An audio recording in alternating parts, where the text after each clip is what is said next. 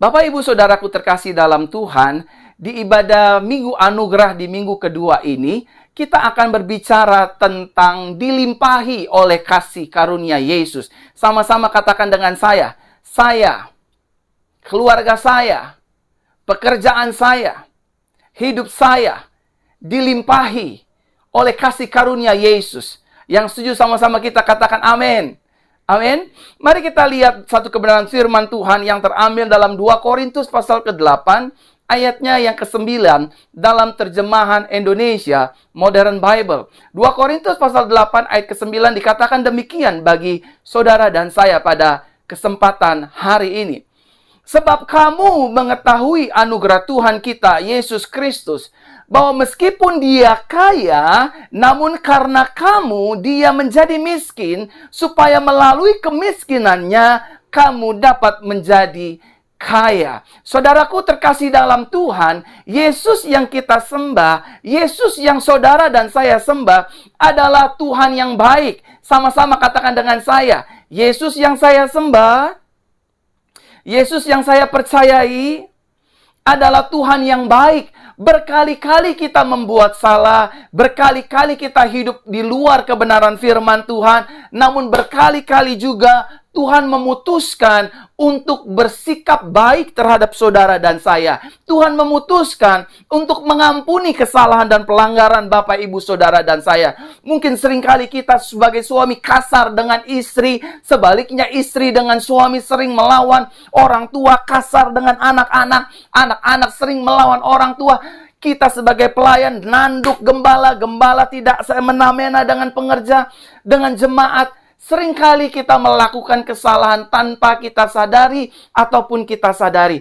Tetapi ketahuilah, Yesus memilih untuk tetap mengampuni kita, menerima kita apa adanya, dan memberi kesempatan kita untuk tidak hidup di dalam kesalahan lagi, tidak hidup di luar kebenaran firman Tuhan lagi, dan tidak hidup di dalam keinginan nafsu daging kita sendiri. Melainkan kita hidup, Bapak, Ibu, Saudara, di dalam rencana dan kasih karunia-Nya. Kebaikan Tuhan pada akhirnya mengubahkan hidup kita yang keras, mengubahkan hidup kita yang egois, mengubahkan hidup kita yang mau menang sendiri, bahkan mengubahkan hidup kita seperti Tuhan Yesus Kristus. Mungkin tadinya mulut kita kasar terhadap suami, terhadap istri, terhadap orang di sekitar kita. Tetapi karena kebaikan Tuhan, kita disadari bahwa Tuhan pun tidak kasar dengan kita. Tuhan pun perkataannya memberkati hidup kita. Oleh karena kebaikannya, saya tidak mau hidup di dalam dosa lagi. Saya tidak mau hidup di dalam pelanggaran lagi. Saya tidak mau hidup di dalam kesalahan lagi. Melainkan saya hidup sama seperti Kristus. Karena firman-Nya berkata dengan jelas, barang siapa yang ada di dalam Kristus, ia adalah ciptaan yang baru. Yang lama sudah berlalu. Yang setuju katakan amin. Sama-sama katakan dengan saya memiliki Yesus yang baik. Saya memiliki Yesus yang baik. Amin. Yesus saudara dan Yesus saya adalah Yesus yang baik. Dia tidak pernah kasar dengan hidup kita. Dia tidak pernah meninggalkan kita. Justru sebaliknya, Dia mengasihi dan mengampuni hidup kita setiap hari. Agar kita pada akhirnya sama seperti pribadi Kristus Yesus. Kalau Dia baik bukan berarti kita semau-maunya berbuat dosa. Kalau Dia baik bukan berarti kita semau-maunya hidup seenak-enaknya. Hidup di luar firman Tuhan. Justru sebaliknya. Karena kita tahu Dia baik, kita hidup sepadanan seperti Kristus Yesus. Kita tidak lagi hidup dalam hidup yang lama, hidup yang cemar, hidup yang merugikan diri sendiri, orang lain, terlebih merugikan Tuhan. Tetapi kita hidup sesuai dengan standar kebenaran firman Tuhan. Karena Dia baik, bahwasanya untuk selamanya, kasih setianya tidak pernah habis dalam kehidupan saudara dan saya. Yang setuju katakan amin. Dan Bapak, Ibu, Saudaraku terkasih dalam Tuhan, Yesus yang kita sembah bukan hanya Yesus yang baik, tetapi Dia juga adalah pribadi yang setia. Sama-sama katakan dengan saya, Yesus yang saya sembah, Yesus yang saya layani, Yesus yang saya ikuti adalah pribadi yang setia.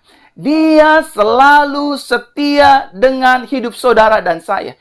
Ibrani mencatat dengan jelas bahwa ketika dia berfirman, maka dia mengikat janjinya, kesetiaannya dengan sumpah kepada kita. Dia setia untuk mendampingi kehidupan kita. Dia setia untuk menemani kehidupan kita. Di saat kita dalam keadaan terpuruk, di saat kita sedang diproses, ataupun di saat kita sedang dalam kejayaan kita, kelimpahan kita, Yesus tetap setia dimanapun, kapanpun kita berada. Di musim waktu kita dalam titik terendah, Yesus setia ada di sana. Di musim kita sedang diproses, Yesus juga setia ada di tengah-tengahnya. Di musim pada waktu saat saudara dan saya diberkati, berkelimpahan, memiliki nama besar, memiliki kedudukan, posisi, jabatan, Yesus pun setia ada di sana.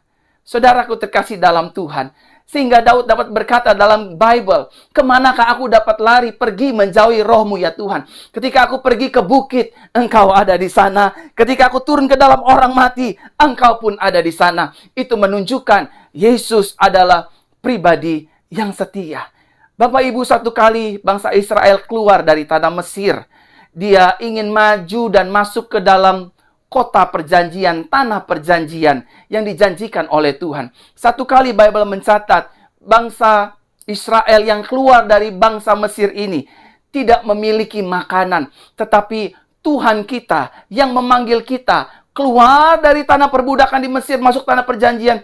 Tuhan kita, Tuhan yang setia. Dia memberikan roti mana selama 40 tahun dan juga burung puyuh bagi umat Israel. Itu artinya dia setia untuk menyediakan segala yang kita perlukan. Dia bukan hanya setia menyertai langkah kaki hidup kita. Dia bukan hanya setia menyertai keluarga dan rumah tangga Bapak, Ibu, Saudara, dan saya. Tetapi Yesus, saudara dan saya, adalah Yesus yang setia. Ketika orang di sekitar kita meninggalkan kita, gereja meninggalkan kita, suami kita meninggalkan kita, bos kita meninggalkan kita, teman-teman pelayanan meninggalkan kita, Yesus adalah pribadi yang setia untuk mendampingi, menemani hidup saudara dan saya. Yang setuju katakan amin. Yesus bukan hanya pribadi yang baik, Yesus bukan hanya pribadi yang setia, tetapi Tuhan saudara yang saya sembah dan saudara sembah adalah Tuhan yang penuh dengan kasih dan penuh dengan pengampunan. Sama-sama katakan dengan saya, Yesus saya. Belum semua, sama-sama katakan dengan saya. Ada ribuan jemaat yang menyaksikan siaran langsung ini.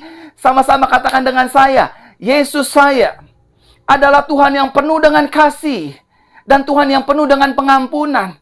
Oh betul, hari kemarin saya jatuh dalam pelanggaran, saya jatuh dalam dosa, saya memiliki kesalahan. Tetapi Tuhan kita bukanlah Tuhan yang menginginkan kematian orang fasik, melainkan Tuhan kita menginginkan perubahan dan pertobatan kita. Metanoia, perubahan cara berpikir kita dari pola hidup yang sia-sia menjadi hidup sama seperti Kristus. Dari pola hidup yang mengikuti keinginan nafsu daging, berzina, melawan, kasar, korupsi, dan lain sebagainya, kita diubahkan menjadi pribadi yang hidup dalam kesucian, kekudusan, mengasihi, mengampuni, dan juga menjadi berkat bagi banyak orang. Yang setuju katakan amin. Saudaraku terkasih dalam Tuhan, Yesus yang saudara dan saya sembah adalah Tuhan yang penuh dengan kasih, adalah Tuhan yang penuh dengan pengampunan.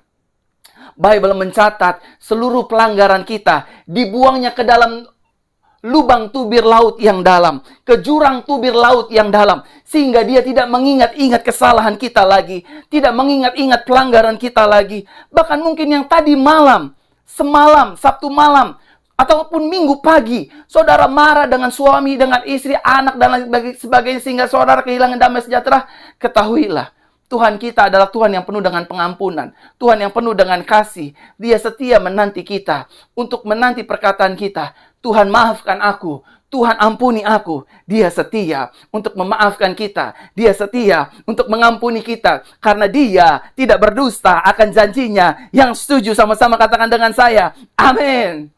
Amin. Dia setia. Kalau hari-hari ini saudara merasa, Pak saya ini orang berdosa, Pak saya bekas wanita malam, Pak saya habis aborsi, saya habis berzina, saya habis melakukan hubungan seks di luar nikah, saya punya bini piaraan, saya punya laki piaraan. Mulai hari ini stop berkata demikian. Berubahlah, tinggalkan itu semua dan hadapilah Tuhan Yesus dan berkata kepadanya, Tuhan, hari ini aku mohon maaf. Ampuni aku bersyukur, aku memiliki Tuhan yang penuh dengan kasih, penuh dengan pengampunan, penuh dengan damai sejahtera untuk menerima hidupku apa adanya. Aku percaya hidupku berharga di mata Tuhan. Aku tinggalkan hidupku yang lama, cara hidupku yang sia-sia. Hari ini aku serahkan hidupku ke dalam tangan Tuhan. Tuhan ubahkan aku, Tuhan bimbing aku, Tuhan barui hatiku, barui kehidupanku dengan kuasa darah-Mu. Sehingga pada akhirnya hari ini aku menjadi ciptaan yang baru. Yang lama sudah berlalu. Yang setuju katakan amin. Amin, jemaat Tuhan. Dan Yesus yang saudara saya sembah adalah Tuhan yang rela menjadi miskin agar saudara dan saya menjadi kaya pada akhirnya. Sama-sama katakan dengan saya, Yesus saya yang tadinya kaya rela menjadi miskin agar hidup kita dilimpahi kekayaan kasih karunia-Nya. Sama-sama katakan dengan saya, hidup saya dilimpahi, hidup saya diperkaya oleh kasih karunia Tuhan. Saudaraku yang terkasih di dalam Tuhan, kasih karunia yang diberikan oleh Tuhan Yesus Kristus kepada kita, maka harus kita syukuri dan harus kita hormati. Sama-sama katakan dengan saya, kasih karunia yang Tuhan berikan buat saya harus saya syukuri dan harus saya hormati. Karena ada banyak orang di luar sana hidup semau-maunya. Hidup dalam perzinahan, hidup dalam perselingkuhan, hidup dalam perdukunan, hidup dalam kekerasan, dalam dusta, dalam amarah, dalam kebencian. Orang yang hidup di dalam kasih karunia Tuhan, orang yang hidup di dalam anugerah Tuhan, dia akan meninggalkan kesalahan demi kesalahan. Dia tidak akan menghakimi orang lain lagi. Dia tidak akan mencari-cari kesalahan orang lain lagi.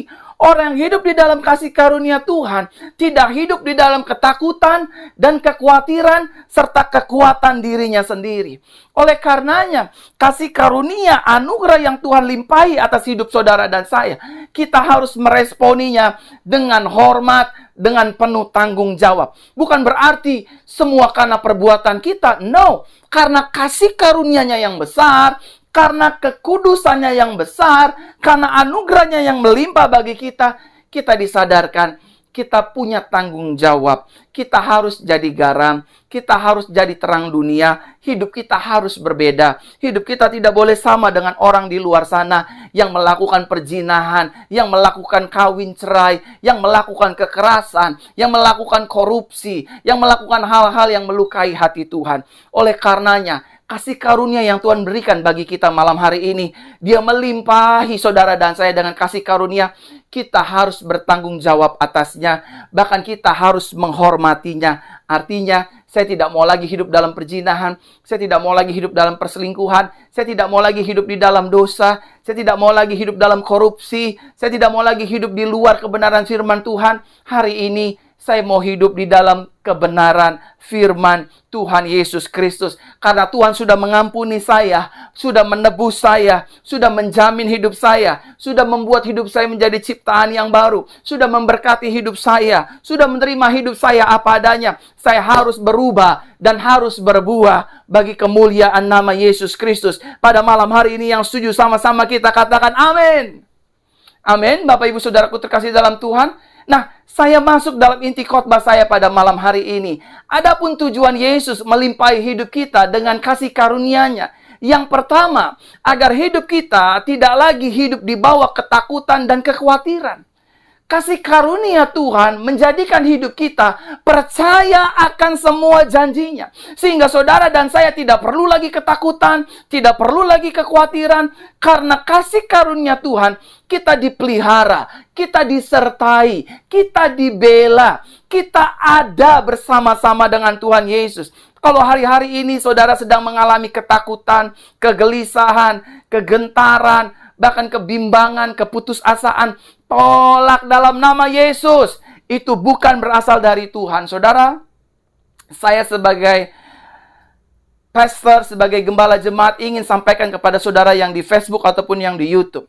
Ketakutan, kekhawatiran, kegelisahan, kecemasan, kebimbangan, stres, depresi, itu bukan berasal dari Tuhan. Itu berasal dari pihak luar yang menekan hidup kita supaya hidup kita pada akhirnya membenarkan iya ya, ternyata saya ini orang miskin, saya ini orang susah, saya ini orang yang gagal, saya ini orang yang tidak berhasil, saya ini orang yang sulit untuk diampuni oleh Tuhan. Semua itu berasal dari setan untuk menekan hidup kita, menghukum hidup kita, sehingga pada akhirnya kita tidak mempercayai, kita tidak fokus dengan kasih karunia Tuhan yang besar dalam kehidupan kita.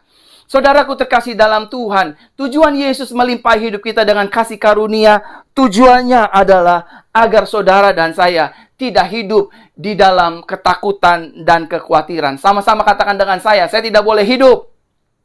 Belum semua, ada banyak jemaat, ribuan jemaat yang menyaksikan siaran langsung ini. Sama-sama katakan dengan saya tidak boleh hidup di dalam ketakutan dan di dalam kekhawatiran. Saya mengerti betul setiap manusia pasti punya rasa takut dan punya rasa khawatir. Tapi yang Tuhan mau, saudara dan saya jangan hidup di dalam ketakutan. Jangan hidup di dalam kekhawatiran. Kita pasti punya takut, tapi Tuhan nggak mau kita hidup dalam ketakutan. Karena ketakutan ini berasal dari setan. Setiap kita manusia as human being pasti takut. Melihat ekonomi yang sedang tidak pasti, keadaan sakit penyakit di mana-mana. Tapi kita memiliki kepastian di dalam Yesus bahwa 1.000 boleh rebah di sisi kananku, 10.000 boleh rebah di sisi kiriku, itu tidak akan menimpa aku. Ataupun sebaliknya, itu tidak akan menyentuh hidup kita. Karena kasih karunia-Nya menjagai hidup kita, karena kasih karunia-Nya melindungi kita, karena anugerah-Nya ada beserta dengan kita. Saudaraku terkasih dalam Tuhan, firman Tuhan jelas berkata, Tuhan adalah gembalaku, takkan kekurangan aku. Ia membaringkan aku di padang yang berumput hijau. Ia menyegarkan jiwaku. Ia membawa aku ke air yang tenang oleh karena namanya. Ketika kita lapar, kasih karunia-Nya memelihara hidup kita. Ketika kita diperhadapkan dengan masalah, dengan tantangan, dengan pergumulan, kasih karunia-Nya selalu ada untuk menolong kita, membela kita, menyertai kita, dan membuat hidup saudara dan saya pada akhirnya keluar lebih daripada pemenang. Yang setuju katakan amin. Amin, saudaraku terkasih dalam Tuhan. Hidup kita ada karena kasih karunia Tuhan. Oleh karenanya hari ini, saudara nggak perlu lagi khawatir, saudara nggak perlu lagi ketakutan. Tapi Pak, saya sebagai kepala rumah tangga harus mencari uang, mencari biaya hidup untuk menafkahi istri dan anak-anak. Pak, saya setuju sebagai imam kita harus bertanggung jawab untuk menafkahi istri dan anak-anak. Tetapi bukankah firman Tuhan berkata, berkat Tuhanlah yang menjadikan kita kaya, susah payah tidak akan menambahnya. Artinya, kita hanya melakukan bagian kita. Bangun pagi, berangkat ke kantor, berangkat ke toko, buka toko, bekerja. Lebih daripada itu, berkat datangnya dari Tuhan. Dan ketika kita diberkati, berkat itu diperuntukkan untuk istri dan anak-anak kita. Kalau kita sebagai suami diberkati oleh Tuhan, berkat itu tidak digunakan untuk perempuan lain, untuk berzina, untuk pesta pora, dan lain sebagainya. Suami-suami diberkati Tuhan, bertujuan untuk memberkati anak dan istrinya, memberi nafkah, memberi makan bagi keluarganya. Yang setuju katakan amin. Yang kedua, Bapak Ibu Saudaraku terkasih dalam Tuhan, adapun tujuan Yesus Kristus melimpahi hidup kita dengan kasih karunia-Nya. Yang kedua, agar hidup kita tidak lagi mengandalkan kekuatan diri sendiri. Saudaraku terkasih dalam Tuhan, jika kita ada sebagaimana kita ada, semua hanya karena kebaikan Tuhan, semua hanya karena kemurahan Tuhan, semua hanya karena penyertaan Tuhan, dan semua hanya karena kasih karunia Tuhan. Bukan karena kita hebat, bukan karena kita kaya, bukan karena kita punya kedudukan dan jabatan, bukan karena nama kita masyhur. Kita dilimpahi kasih karunia Tuhan, disadarkan bahwa kita ada bukan karena kita. Mungkin ada banyak sebagian orang berkata, iya tapi semua atas jerih lelah saya. Tapi kalau Tuhan nggak buka, mau apa saudara? Yesus berkata, akulah kunci. Kalau Tuhan yang buka pintu usaha kita, bisnis kita, pelayanan kita, siapa yang menutup? Sebaliknya kalau Tuhan yang menutup, siapa yang bisa buka? Oleh karenanya, hari-hari ini, kalau saudara sudah diberkati Tuhan, menjadi pendeta terkenal, menjadi pengusaha yang kaya, menjadi orang yang dikenal banyak orang, usaha saudara berhasil, dagangan saudara laris, dagangan saudara laku, pekerjaan saudara terus naik, dipromosikan, gajinya naik, dan lain sebagainya. Itu karena kasih karunia Tuhan. Jangan lagi mengandalkan kekuatan diri sendiri. Saudara, firman Tuhan jelas berkata, Terkutuklah orang yang mengandalkan kekuatannya sendiri, yang hatinya menjauh dari Tuhan. Memang betul, kutuk telah ditanggung oleh Tuhan Yesus. Tetapi arti kutuk di sini adalah kita akan sia-sia. Kita akan mengalami kegagalan demi kegagalan. Kita akan mengalami tantangan demi tantangan yang sulit pada akhirnya untuk kita menerima berkat Tuhan, promosi Tuhan, bonus-bonus Tuhan. Mulai hari ini, jangan lagi andalkan kekuatan kita sendiri. Mulai hari ini sadarilah, melalui kasih karunia Tuhan, hidup saya diingatkan, hidup saya disadari bahwa saya tidak boleh mengandalkan kekuatan diri saya sendiri. Ingat, manusia adalah pribadi yang terbatas. Yesus adalah pribadi yang tanpa batas. Kalau kita mengandalkan Yesus yang tanpa batas, maka bisnismu akan berhasil, rumah tanggamu akan dipulihkan, hidupmu akan dipromosikan, keuanganmu akan dipulihkan, sehingga seluruh aspek kehidupan kita pada akhirnya mengalami kelimpahan kasih karunia dari Tuhan Yesus Kristus.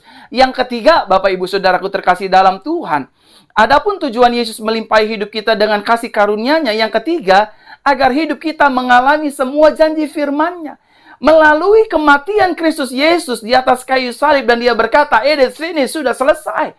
Itu berarti seluruh hukum Taurat, seluruh hukum kitab-kitab Nabi, kitab-kitab Mazmur, dan janji-janji kepada bapak-bapak leluhur kita, Abraham, Ishak, dan Yakub, sudah dibukanya oleh kematian Kristus Yesus. Melalui kasih karunia-Nya, saudara dan saya hari ini berhak untuk menerima janji-janji Tuhan. Berhak untuk menjadi kepala dan bukan ekor. Berhak untuk terus tetap naik dan tidak turun. Dan apa saja yang kita kerjakan, berhak Tuhan buat berhasil. Yang setuju katakan amin.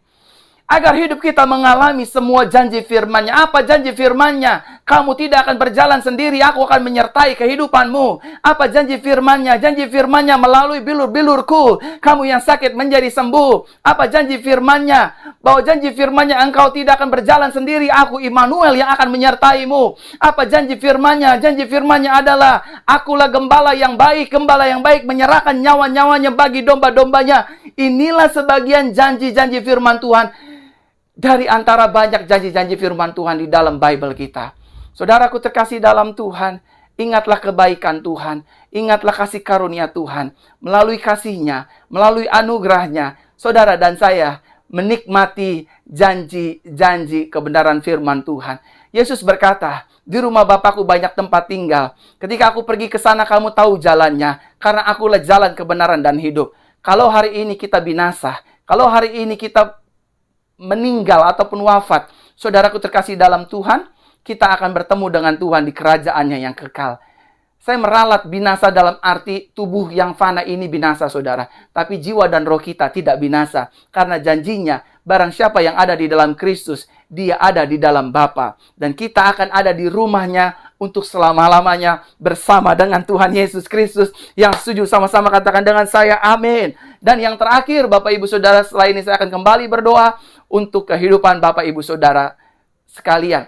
Adapun tujuan Yesus yang memberikan kita kelimpahan dengan kasih karunia yang keempat adalah agar hidup kita menjadi saksi-saksi Yesus. Saudara, kita ada karena kasih karunia Tuhan. Kita ada karena kemurahan Tuhan. Oleh karena itu, selayaknya saudara dan saya, kita bersaksi untuk kemuliaan nama Yesus. Saya disembuhkan oleh Yesus, saya dipulihkan oleh Yesus. Rumah tangga saya yang tadinya hampir bercerai, karena kebaikan Tuhan, rumah tangga saya dipersatukan kembali. Istri saya dijamah, suami saya dijamah. Yang tadinya saya menganggur, tidak memiliki pekerjaan, karena kasih karunia-Nya saya diberikan pekerjaan. Yang tadinya saya tidak memiliki pendapatan bulanan, tapi karena kemurahan dan anugerah Tuhan, saya diberikan gaji yang cukup dahsyat sekali, dan saya bisa hidup sampai hari ini.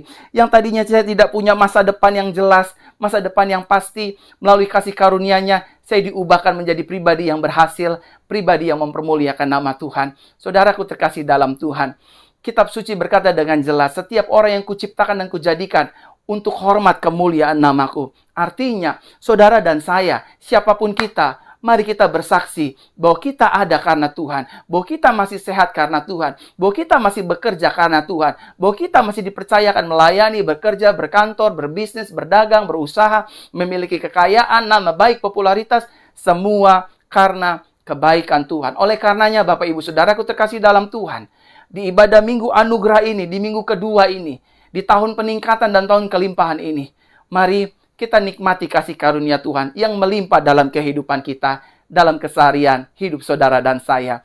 Amin untuk kebenaran firman Tuhan.